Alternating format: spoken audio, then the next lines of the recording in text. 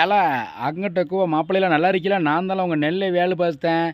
இன்னைக்கு இந்த பதிவு யாருக்குன்னா, அகிலமெல்லாம் காக்கும் என் தாயி அங்காள ஈஸ்வரி அன்னபூர்ணி என் தாய்க்கு.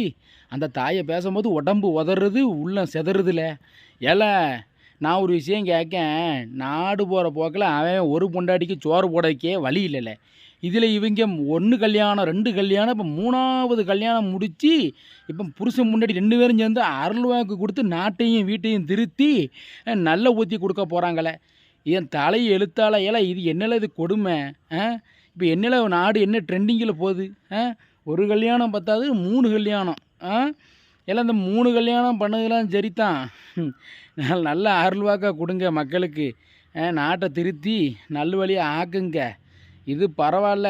ஏல இந்த நம்ம வணக்கண்டா மாப்பிள்ளை என் பங்காளி இருக்கார். அவர் தான் இந்த அன்னபூர்ணி அம்மாவை சும்மா கிளின்னு கமாண்டை போட்டு கிழிச்சிக்கிட்டு பேசிட்டு கிழிப்பார்.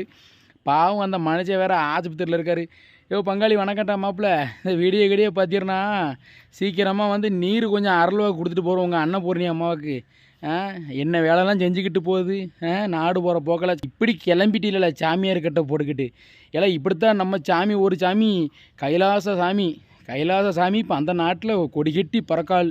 இப்போ இந்த அம்மாவும் கைலாசாங்கிறதுக்கு பதிலாக வேறு ஏதாவது நாசாவுக்கு போய் நாசா கூட போகும் இந்த அம்மா. நாசாவில் கூட போய் இந்த அம்மா ஆசிரமம் கட்டி அங்கே போய் புருஷனும் பொண்டாட்டியும் ஆதரவு ஆசீர்வாதம் எல்லாம் கொடுப்பாங்களே. அதனால் என் மக்களே, நாடு போகிற போக்கு எங்கேயோ போய்கிட்டு இருக்கு. போய் சீரழிஞ்சு சின்ன பண்ணாமல் ஆகாதீங்க. வணக்கண்டா மாப்பிள்ளை பங்காளி, சீக்கிரமாக வரும் நேராவது. இந்த அம்மா பேசினாலே மனுஷனுக்கு சங்கட்டமாக இருக்கல.